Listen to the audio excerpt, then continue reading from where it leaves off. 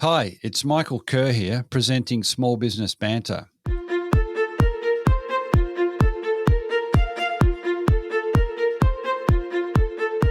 A healthy micro and small business sector means a successful economy and a more vibrant society. Small Business Banter is about helping regional business owners better prepare for current challenges, but also for the next stage of business success. I'm Michael Kerr, founder of Kerr Capital, advisors to business owners.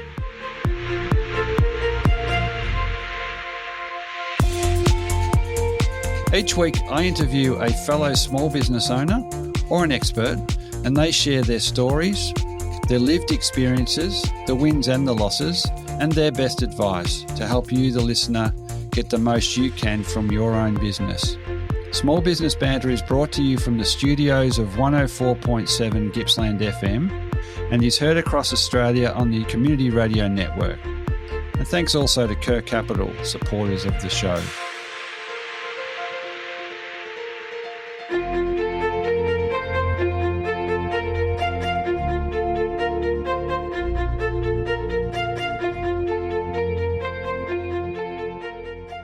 This week I'm talking with Barbara Braithwaite. Barbara is a speech pathologist. She sold her practice after being in business for something like 35 years. So there's a lot involved in getting a successful business sale. She shares openly some of her experiences, the importance of taking early action to get the business prepared and herself prepared. She talks about the emotions involved, how to keep a check on this idea of letting go and selling your business. She talks about the process that she went through when selling. She talks about dealing with the broker, dealing with the buyer directly. There's a lot of practical advice in this. Let's go to the interview now. Welcome in today, Barbara. Thanks very much, Michael. Thank you for the invitation. It's a pleasure. And as we've discussed offline, this is very much about sharing your wisdom, your experience with other owners, and in the hope that they, will take some action that they might not have otherwise. So, would you like just to kick off by telling us a little about your professional background and what led up to the sale of part of that practice last year? Yeah, sure. So as while I was still in high school, our school organised for us to go and see a career guidance officer. And I had an option. I was thinking, maybe I'll do accountancy. But as I spoke to the career guidance fellow, he actually suggested speech pathology. I'd never heard of a speech pathologist, had no idea what was involved. But as he explained it to me, I thought, this is something for me. I loved the idea of being able to empower a client, whether it's a child through communication or developing their literacy skills, or an adult, improving their communication skills. So that really appealed to me. It's quite a way from accounting. It's a long way from accounting. And having been involved with accountants in my business, I'm so pleased I chose speech pathology. I think accountancy would have driven me round the twist. Yeah, it's not for everyone, but no, it is for some. Definitely not for me. My father had owned his own business, so I could see that in speech pathology that was also an option for me. So that really appealed to me. I started work with Department of Health as a new graduate, along with another new graduate, in a very, needy is not the right word, but a population which was the largest growing population in Australia. And the other new graduate and I started our profession at that community health centre. We had a 5-year waiting list to start. So we had to be quite innovative in terms of looking at how we could handle that population of children, it was at the time, who really needed speech pathology services, but obviously couldn't wait 5 years. So that was a brilliant job. I stayed there for 4 years, got married and became pregnant with our first child during that period of time, and so left to go on maternity leave. and use that opportunity to start my own private practice. And then, of course, I resigned from Department of Health. So sounds like you had small business in your blood a little. You had that passion and desire to do your own thing. Is that fair to say? Very much. Yeah. Yes, very much.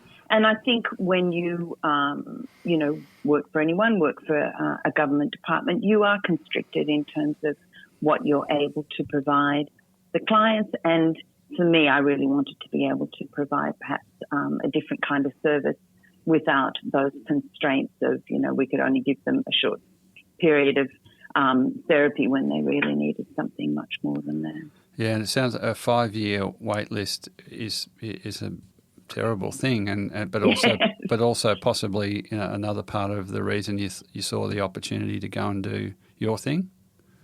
That's right. And the other therapist and I managed to reduce that waiting list to 2 years, which is still, in my mind, not ideal. Right. But we did manage to get a much larger staff, number of speech pathologists working within the area, which was fantastic. At that stage too, in that area, there were no private speech pathologists. We couldn't refer off to anyone. So everyone just had to sit waiting on the waiting list until we could actually see them, which wasn't ideal. Well, it's an interesting start to your professional career and your business. So if we roll forward to today, can you just explain a little bit about the business you have still and the business that you in broad terms that you sold last year, and then we might sort of dig into the process of planning the sale of that business last year and sharing some of your insights on that. So currently, I actually work 3 to 4 days a week at a school in a similar area to where I first started as a new graduate. And I absolutely love that. I love working with children. But the other arm of my current business is in aged care education. And so, again, I guess it comes back to my passion of empowering people. And this time, instead of directly empowering the client or the resident, I'm empowering staff. So I have an online education program for aged care staff about safe swallowing, which is, a massive issue in the elderly, swallowing issue. Okay. So that, along with the work that I do at the school, is very much full time, and that I guess was one of the things that was an impetus to sell my practice, so that I could, devote more time to those two areas. Right. So the education in aged care is the Safe Swallowing Education Foundation, is it? Just Safe Swallowing Education Okay. it's called, and so it's just sort of another arm of my business. And you work as an employee then as a speech pathologist with the kids. Is that a couple of days? I'm actually contracted to the school, so I've been working there. This is my 10th year at that school. So I run a number of programs, particularly sort of focusing on kindergarten year 1 to really build their language skills. A lot of them are children whose first language isn't English. So it's a wonderful. It's a wonderful environment for me to really make a difference. Yeah, okay. Children. So you remain very active in the industry, if I want to put it that way, but you sold your core practice last year, is that right? That's right. So I started that practice, or ran that practice for 35 years. And yes, I think along the way I had sort of had periods where I thought, should I sell my practice? What should I do? How can I still keep within the profession? Just all those sorts of issues, I guess, came up over the years. And so I guess sort of in my mind, I kind of worked out that I could continue the work with the school and obviously move into the aged care education as well. So then for me, it became clear or clearer how I could actually sell that portion of my business. And so that's what I did, yeah. Okay, and so it's interesting. Obviously, getting out of the industry per se wasn't a driver, because so it was more about the type of work you were doing. So the practice was that a practice that employed other speech pathologists, or was it essentially your personal client base? How would you describe your practice that you sold? Yeah, it started off simply with myself. I started the practice in a spare room in my house, and then employed someone else. So she worked. I rented a room in another house just around the corner from my house, and then we both moved to an office where we could both continue to work part-time, and then it grew from there, yes. So I ended up in 2002 buying premises that I converted to 4 offices and employed staff from there. So it gradually built over the years in terms of employing people, and initially started as a paediatric-only practice, but then as our time was freed up a little bit by me employing other people, we moved into the aged care area and could see other adults as well.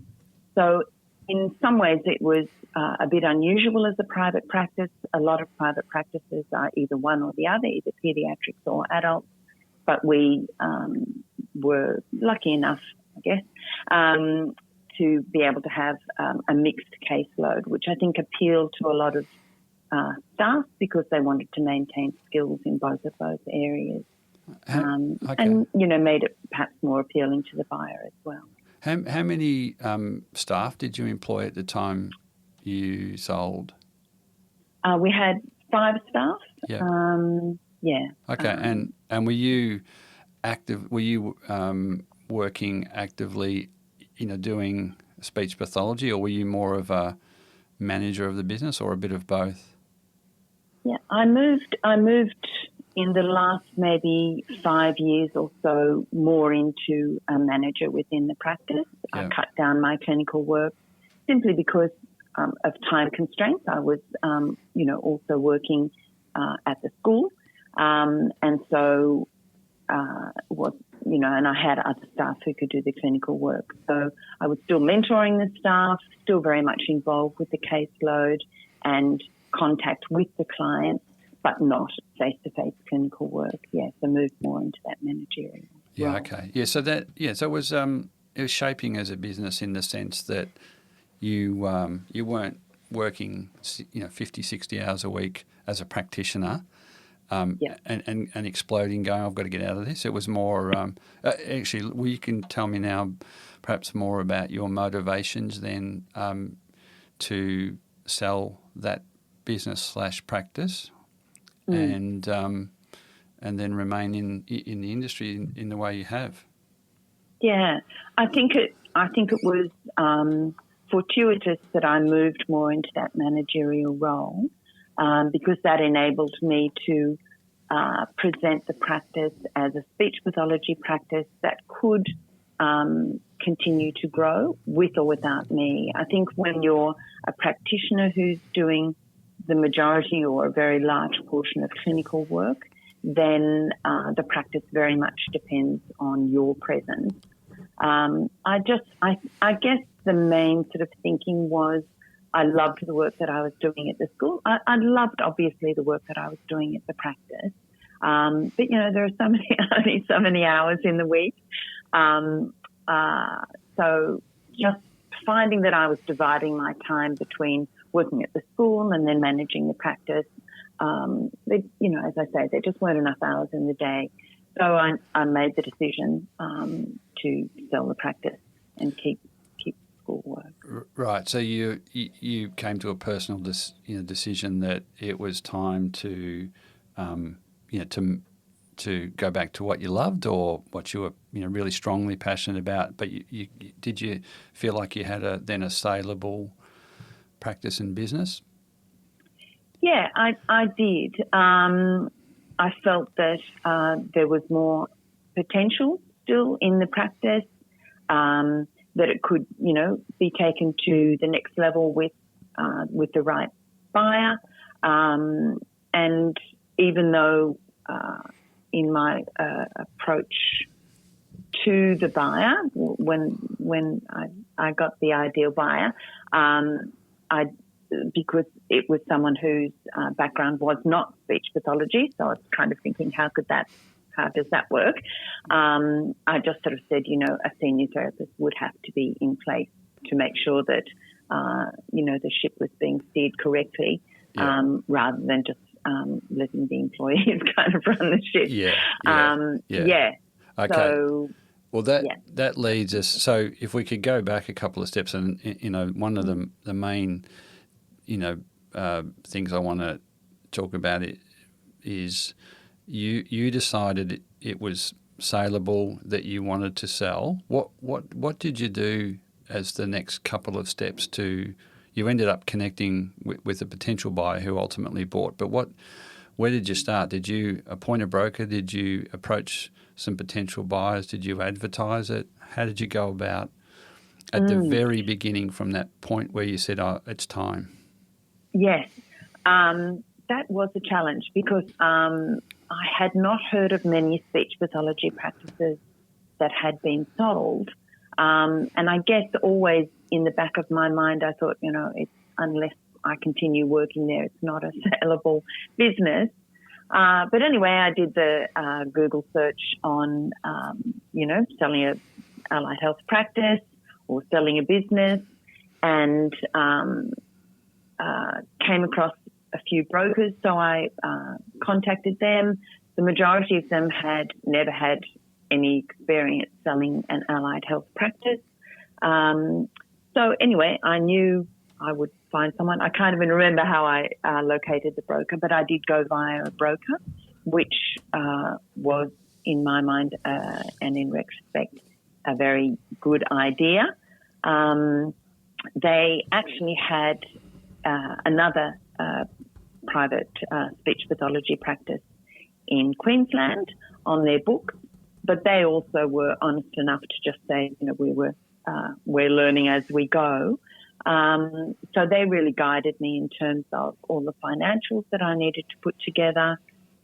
Obviously, you have a lot of resources at the speech pathology practice, so looking at how that could be, saleable part of the business as well. And so that took me about 6 months to gather all the information that I needed for them to put a prospectus together. And then they did the advertising and were very good in terms of giving me feedback. So, X person inquired about your practice. This was their feedback in terms of, what they thought of the practice, the prospectus, blah, blah, blah. This is, what they plan to do, not do, blah, blah, blah. So, they were invaluable. Yeah. Yeah. So you did find, you identified a few brokers. Did you actually talk to a few of them before selecting or choosing to work with one of them? Very much, yes. Okay. I contacted a number and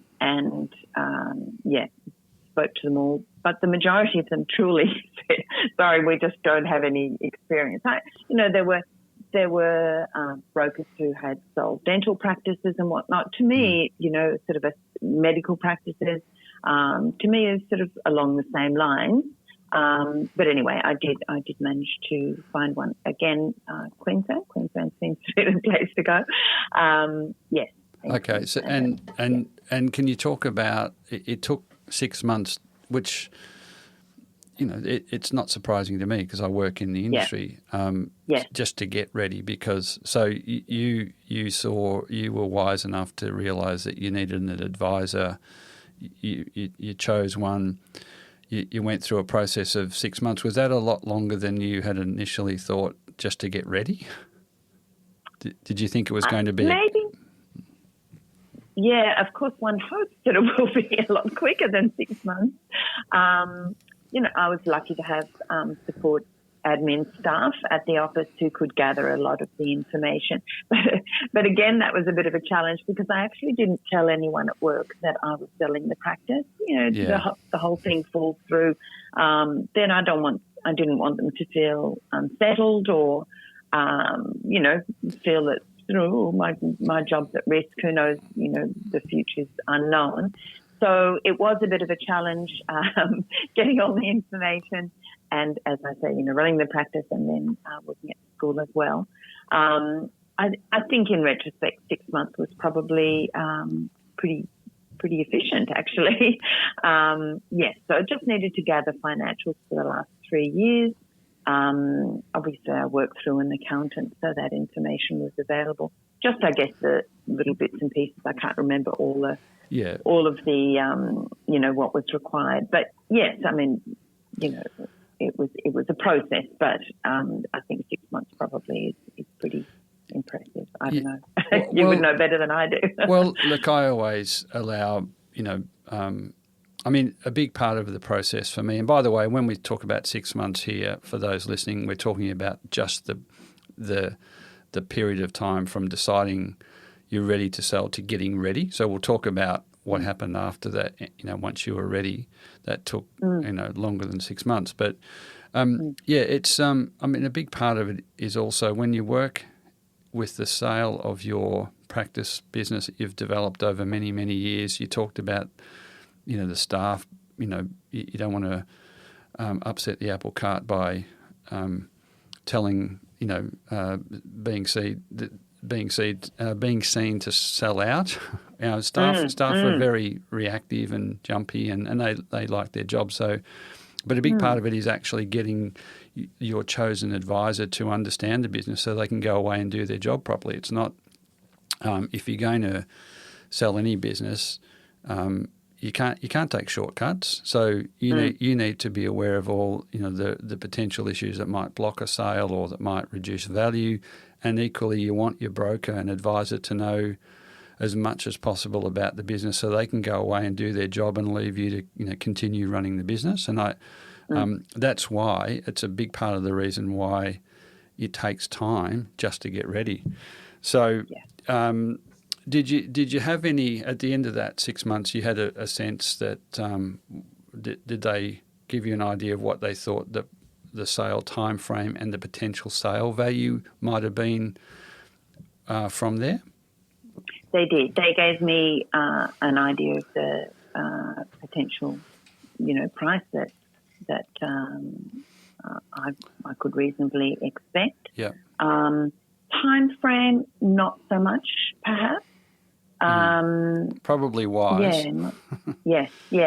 Hard to know. And can I say, it just sort of occurred to me that prior to beginning all of this process, I think when you establish a private practice from nothing, it really is like one of your children. In fact, I had a 2-month-old baby when I first started, building some relationships and whatnot to establish my practice. It was like another child, and so that that process of being able to remove yourself from the practice and thinking, feeling in a way like, no, I'm giving away one of my children, took a while. I had not been ready prior to that. Yeah, as it should. I mean, you've put a lot of yourself. You've made sacrifices, and I hear this all the time. And it's for different people, it's different things, and sometimes it's purpose or identity or care of clients or care of staff, but lots of emotion. Or the whole lot, all of those things. All of the above. And it is emotional, it should be. And fortunately, what you've done is act before it be. I think there's a tipping point as well where owners might continually put off the idea of doing anything because they couldn't contemplate doing anything. But in the end, the business or the practice sours and they get cranky and they kind of you can lose that sort of attachment and that connection So, it can tip the other way where you go, I just don't care anymore. So you've acted when you were feeling strong, positive about the industry, about your practice, but you had to go through those separation issues. That's right. Was and I think in previous years, I probably would have fallen into the category that you just described, that, you know what, it's just all too hard, and I'll close it and I'll just walk away. Yeah. So, it did sort of fluctuate. 35 years is a long time, and you can go through all sorts of different emotions and whatnot in a business, any business, I'm sure. But yes, I think I fluctuated, amongst all of those kind of scenarios at different points in the practice. Yeah, and it's perfectly natural, and it's it's why you need a good advisor who can translate some of the business and more straight financial things and temper it with an understanding of your emotional state of mind. And there's no question this is emotional for most owners in one way or another, and you have to to come out the other side feeling like you've sold well, the practice is in good shape, the staff are okay. You need to kind of have a perspective of financial, commercial, as well as emotional and personal on it. So yeah, and I think that's where your business, Michael, probably differs from, well, not even probably, differs from, say, a pure broker who's quite, and I understand that's their job, to sort of be detached. Okay, let's just look at the finances. Let's look at, what information you need to give us so that we can pass it on to potential buyers. Whereas you have a different kind of understanding of what's actually involved, what's the behind-the-scenes process that's going on with the seller in terms of, as you say, parting with your child, parting with, this thing that you've created. Yeah. Look, it's it's the most challenging and enjoyable part of what I do is working with owners to ensure that you guide them through all those a process that most will only go through once. So I try to demystify and all of the technical stuff that comes up, translate it, but also make sure that in the end it's going to be a good all-round outcome. From a personal and it's generally never just about the financial outcome, but lots of owners want to see their staff and customers and the brand, and so it's certainly it's a fascinating process, and it's a one-off for most. So you selected a broker. What happened from there? Did you start to get a few inquiries? How were they handled? Yeah, all of the inquiries went directly to the broker. Yeah. And then the broker would send me a report, this person. So because speech pathology, I guess, is a relatively small profession, some of the people inquiring about my business, I actually recognise their names. I, had, in fact, a couple of them I had actually interviewed a number of years previously for a job at the practice. Yeah.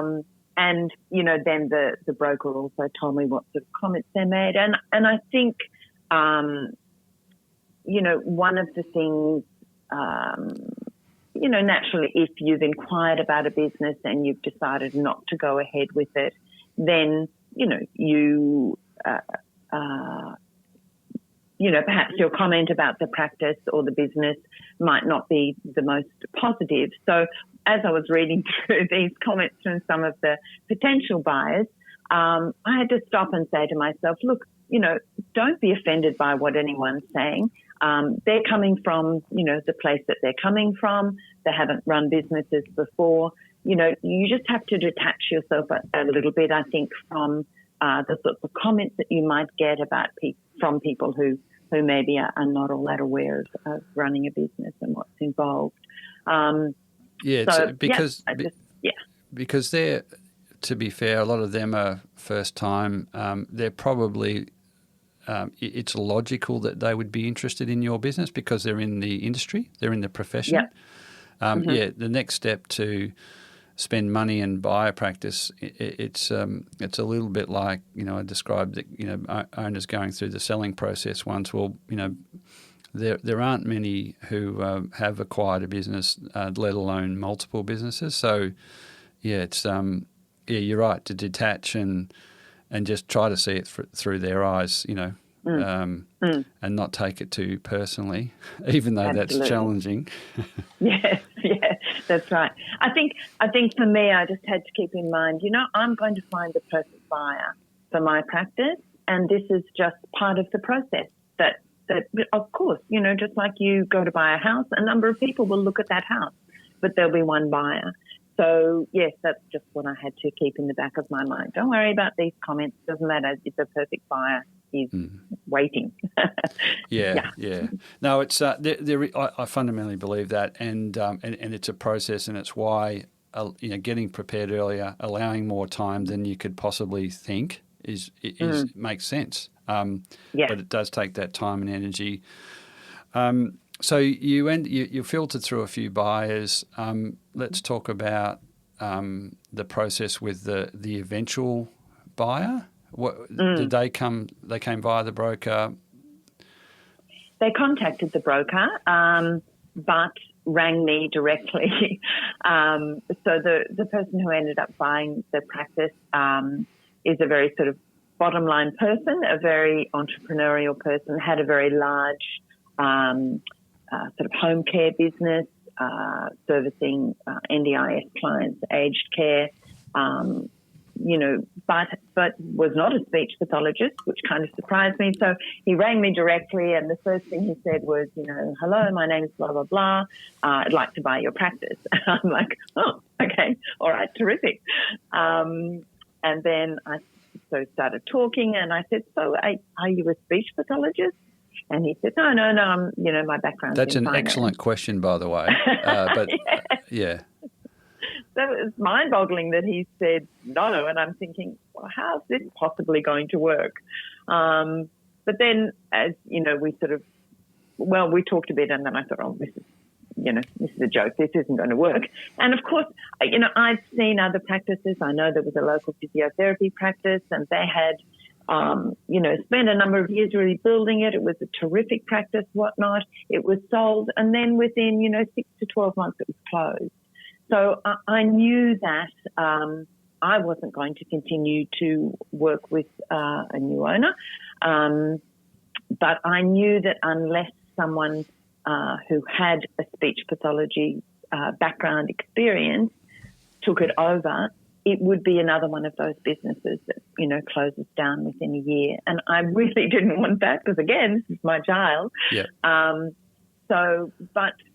But anyway, so I kind of said, okay, well, let me have a think how that might work.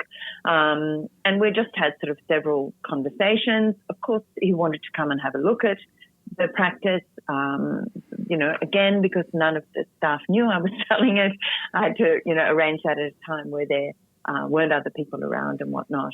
But anyway, yes, he did end up being a perfect buyer and was very receptive in terms of me saying, you do need a senior therapist in there. She has to have the background to know what's going on in terms of the clients and staff and steer the ship. Otherwise, the ship will go into shipwreck, basically. Yeah, it's interesting. So did he continue, or they, whoever it was, the broker, continue also a dialogue with the broker? Or did you were just, or was it establishing trust and credentials between the two of you before they went back to the broker? How did that work? Yeah, he continued to want to communicate with me directly, and because I was a bit unsure, what's the whole process, I kind of encouraged him to go back via the broker. Yep. But that's not the way he wanted to do it. He didn't want to go via a third person. He wanted to ask me questions directly, get the information directly from me. So, eventually I realised, okay, well, this guy looks serious. We'll just communicate directly. But I did refer back to the broker and sort of said, this is what's happened. They knew he was making inquiries. I don't know that they knew he was talking to me directly, but I just, went back to the broker just to make sure I wasn't going to put my foot in it or, do anything wrong in the whole process. So for me, the broker was still important, but for him, he wanted to bypass the broker and speak directly to me. I think from what you told me offline, a very experienced acquirer of businesses. Yeah, very much. I mean, look, in the early stages of courting, if you like, there is a, I know I always like to control that conversation, but depending on who it is that's making the inquiries, there's a time to let go and say, look, there's no way I'm ever going to be able to explain some of the intricate detail or understand a few of the nuances with the owner. So those owner to buyer conversations are really healthy if it's with a credentialed acquirer. And I think what you achieved in those calls was your instinct was they're fair income. And so if it was somebody sniffing around to ask for your custom list or stupid questions along those lines at an early stage, then your antenna would go up and you go, this is not authentic. They're not experienced enough for me to really let go of all that confidential information, and they're potentially an unlikely buyer. So, I mean, you connected with a quality buyer. They ended up buying. How long from the end of that 6-month prep period to concluding the deal with that buyer? Not too bad, actually. So by the time I got all the financials and everything organised, so I started the process in July and got all the information for the broker by, maybe June, by November, December. And then I thought, this is a bad time to advertise a business, December, January. Anyway, the broker was very good. They started advertising, but didn't charge me for December, which was very kind. And then the buyer probably, made contact maybe May, something like that initially, maybe May. And the practice was sold on the 8th of July. Okay. So I guess all up a year. About a year, yeah. Yeah. That's pretty good. It's extremely I was quite good. happy with that, I must say. Yes, yeah. Especially, when, both parties really went into it with there's not a lot of depth of information about, the sale of speech pathology practices. So you hit on a good, a buyer with intent and with credentials. So that's it. Look, it's a very good result. I think those first 6 months of getting prepared and using a broker were probably key in that. So vital. Could not have done it otherwise. I knew I had to have someone who had that experience and could give me the right advice. And know when and how to use it. So, every buyer is different and you have to handle them differently. So, they were obviously wise enough to leave a bit of room for you and the buyer to have those important conversations. So, that strong, very strong result. Can we just start to get a few, perhaps, of your innermost thoughts and takeaways? What were the hardest parts we're having this conversation, it's going to get heard by other owners thinking about selling. What were the hard parts that you would encourage owners to start to think about preparing for? Yeah, I think to put yourself in a mindset of, okay, if this is, so maybe not today, but if this is a decision I'm going to make down the track, maybe 6 months, maybe a year, who knows, let me start thinking along those lines now. I mean, for people who've built a business from nothing, or have acquired a business from someone else and have grown it, ultimately you do want to probably eventually sell it for whatever reason. So really to start thinking now if I were to sell my business, what would I need to get put in place now, or begin to sort of tweak perhaps a bit in terms of the practice, and to be guided by you, Michael, because you know what's required. So I think start that, even though you're not thinking I'm going to sell the practice in a year, I'm going to sell my business in 2 years, whatever. Ultimately, if that's your goal, rather than just to walk away from it, start thinking of those things now.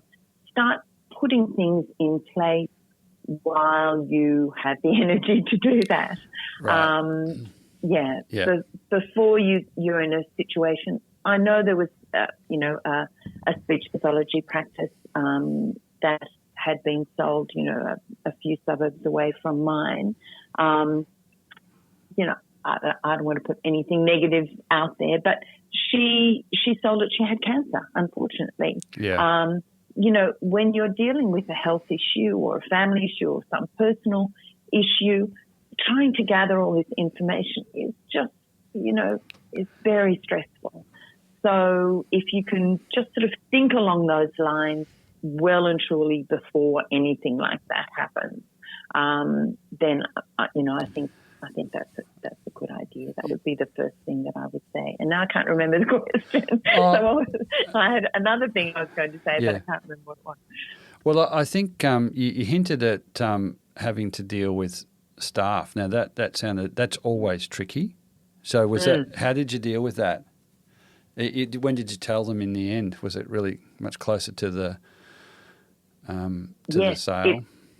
Very much. When I could see that the sale was going to go through, and I guess I'm a bit of a Murphy's Law kind of person, so I didn't want I didn't want to say anything too soon in case things did fall through. Yeah. But yes, I just I had some wonderful staff, very loyal staff. My admin staff had been, with me for 8-9 years. So I just I met with them before work, just over a cup of coffee, explained. Was actually very emotional. I was emotional, but they didn't seem to be emotional.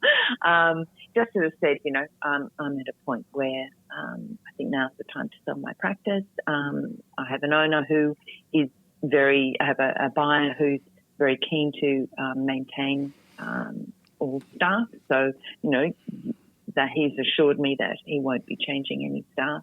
And just to reassure them that everything was okay.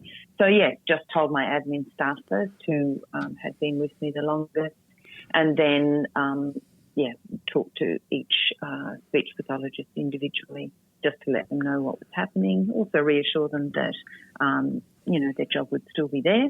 That was a lot easier than I thought, actually. Yeah, but look, it's different. There are some businesses I've dealt with. Excuse me. It's it's a case of when staff in a lot of businesses, particularly services and professional practices, they're what the buyer's buying is their services. So they're quite important to the sale, but how you manage them, it depends on their personality and the culture of the business. If it's they're a different culture. Some are more open, some are a bit more closed. So I think what you achieved was dealing with the buyer directly through, which is again something that's not for everybody, but you did that well. It probably enabled you to get a lot of confidence about their intent. So when you did actually talk to staff, you could talk with some confidence that the objective of the buyer is to maintain the practice, and therefore, all things equal, you're not going to be exposed to losing your job. And but you can't always make that promise if you don't know the or that undertaking if you don't know the buyer. So you sound like you handled that well. Thank you. Yeah. So and then you, what was your first? I'm intrigued. I'll come back to what your first 30 days after selling, but I was intrigued. Did you you've maintained your a very active interest in the industry. At what point did you and the buyer agree that they were buying your old practice, but you were going to continue in the industry? Was there any challenges or conflicts there? Not really. I think because the work that I'm currently doing is quite separate from what was happening in the practice. There was a restriction of trade, which was fine, but obviously I wasn't to open another practice. Okay, so you still had some of those non-compete, just not That's directly. That's right. Yeah, whereas employee, contracting in education or running the Space following education. Yeah. Okay. Yeah. Yeah. So we're quite different. Yeah. So look, that wasn't hard at all because you run a business for 35 years. That's enough. Yeah. So I just said to him, look, trust me, you could make that restriction of trade from here to the moon. I'm not going to open another private practice. Yeah. So that certainly wasn't. And they probably tended to believe you because they'd gotten to know you. So it was the last. I'm going to defer that the first 30 days after, but the period when between getting the offer and settling the business, was there some stresses in there about last minute hustling, last minute negotiations, last minute things that came up? It seems to be quite common, or with the documenting the deal and through your lawyers. And was there any sort of challenges or obstacles or surprises? The broker had recommended a lawyer, so the papers were okay. I think just on the day of settlement, I guess the logistical sort of issue of changing over bank accounts.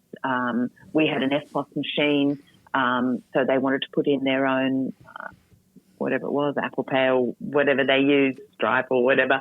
So just getting all of that organised on the day of settlement so that the income coming in from that day went to them and didn't come to me. Yep. So that was a little stressful, just sort of getting those things organised on the spot. But no last minute manageable hijack attempts by the buyer to, as they say in the industry, chisel the price or change it. No. Once the price was decided on, I knew he wasn't going to go back on that. Yeah. I felt completely confident that this is someone who's sincere, who's honest, who not going to do any of those sorts of things. No. It is deeply fascinating that in the end it's got to be and this sounds a bit hippie, but a connection and an understanding between you, who's going to sell your baby, and then the buyer who's going to pay the money and take and you can there's a lot of opportunity for advisors to, and I do see, I think you've handled this remarkably well, but I've seen plenty of deals where, because maybe there's not that understanding of the other side, be either the buyer or the seller, that small issues can be inflamed by advisors who perhaps lack a little commercial judgment or have other motives to try and extend it out. But you've got to, it's a real balance at that final stage to get it done, and where brokers really earn their money is, by saying to the owner, this is what we wanted. We set out on this process a while ago. This is it's often and usually not the most perfect deal, but if it's good to very good, and it enables someone who's been in business for a long time to go on into the next phase of their life, well, you can hang out for another X, percent of, but you may lose it as well. So it's a delicate process. So so the first 30 days afterwards, how did you feel? It's always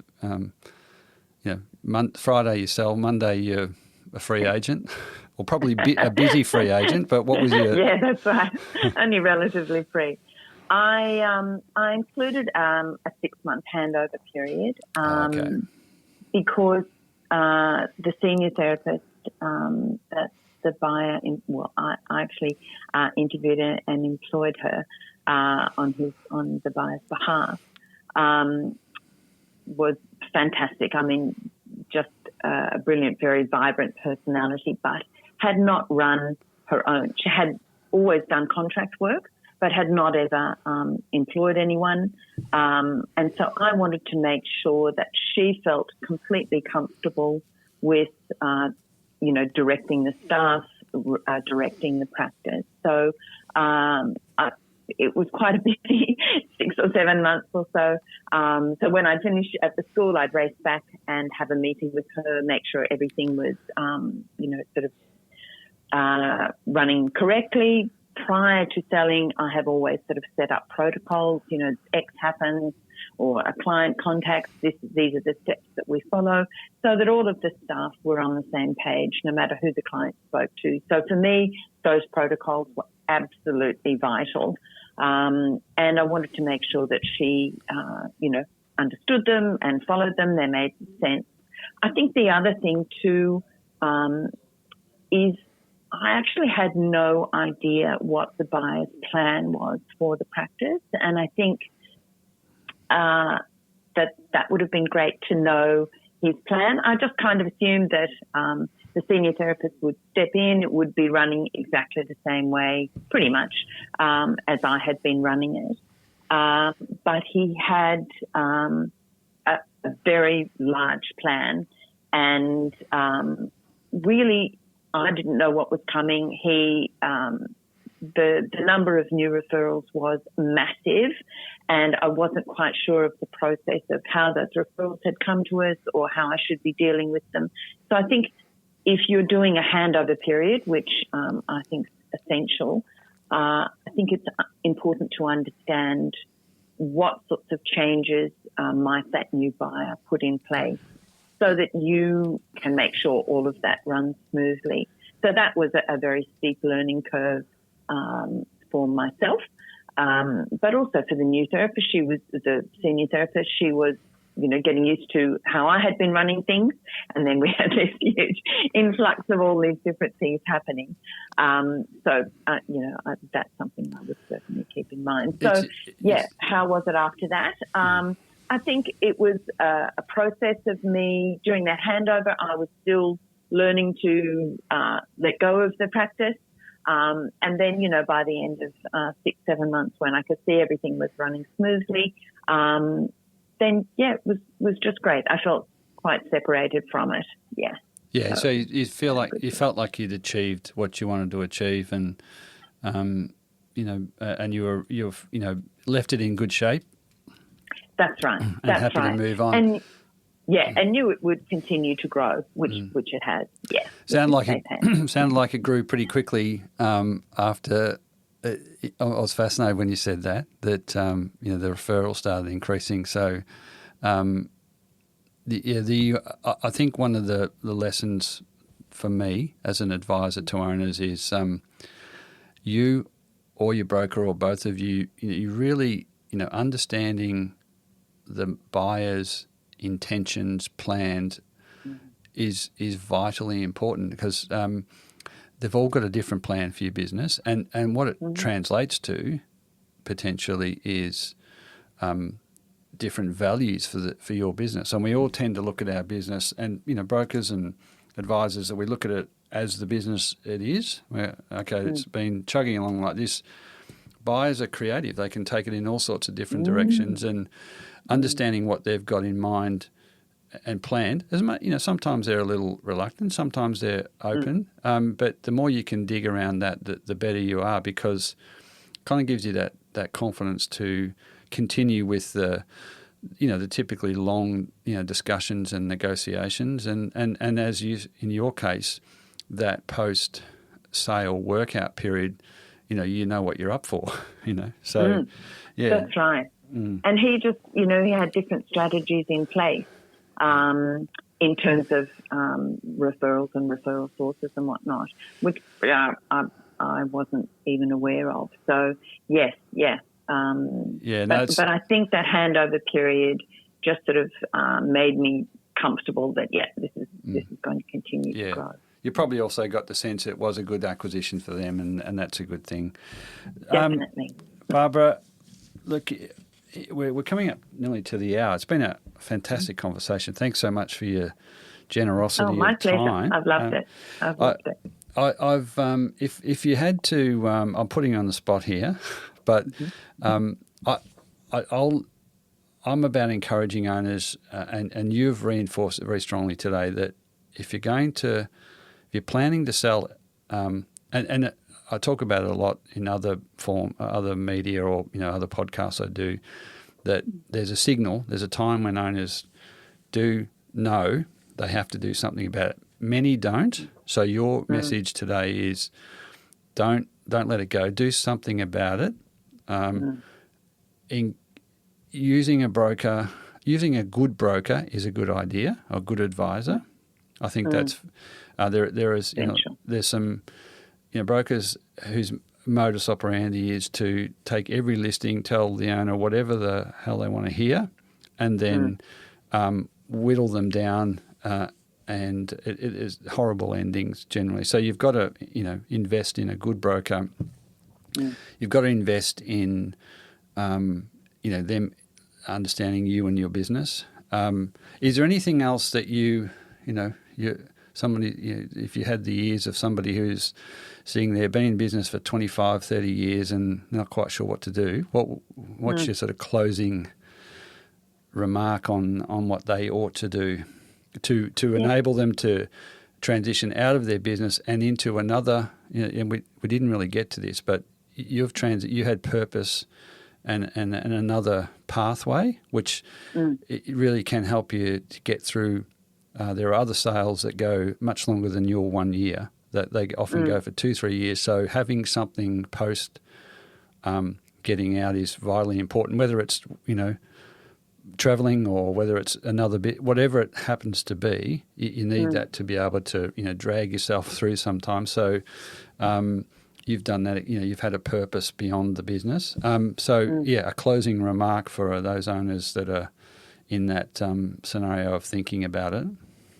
Yeah. Look, I think about it, just if you have put your heart and soul into building a business, you want to be able to sell it. And even if you think, no, I wouldn't sell it for the next 5 years or whatever, start thinking now. Start talking to you, Michael, because, you've got the knowledge. You know what needs to be put in place. Even if someone's selling a few years down the track, if ultimately you love your business enough, or maybe you love it, but, it might be a love-hate relationship as tends to happen as you go along in business. But if you want to sell it, start thinking about it now. I mean, really just sit down, think, this is something that I think I could sell. I would like it to continue. Just start the conversation, and then I think, a lot of people think retirement, okay, I'm just going to travel around the world, a bit of a challenge at the moment. But have something in place for you to replace your business. You don't want to be, collapsing, still got your business, you're still working, beyond when, you really should. Have a think about it now. And even if you don't do anything now, it doesn't matter. But just have a serious think about it, have a serious conversation to you, Michael, so that you can just begin those very tiny first steps. That's what I would say to do. Thanks, Barbara. I appreciate the endorsement too. Thank you. And look, we might close on it. I really do appreciate your time, and I'm sure the owners listening in will, and they'll get some excellent takeaways from that. Wonderful. So, Barbara Braithwaite, thank you very much for your time today. Pleasure. Thanks a lot, Michael. Good luck to everyone.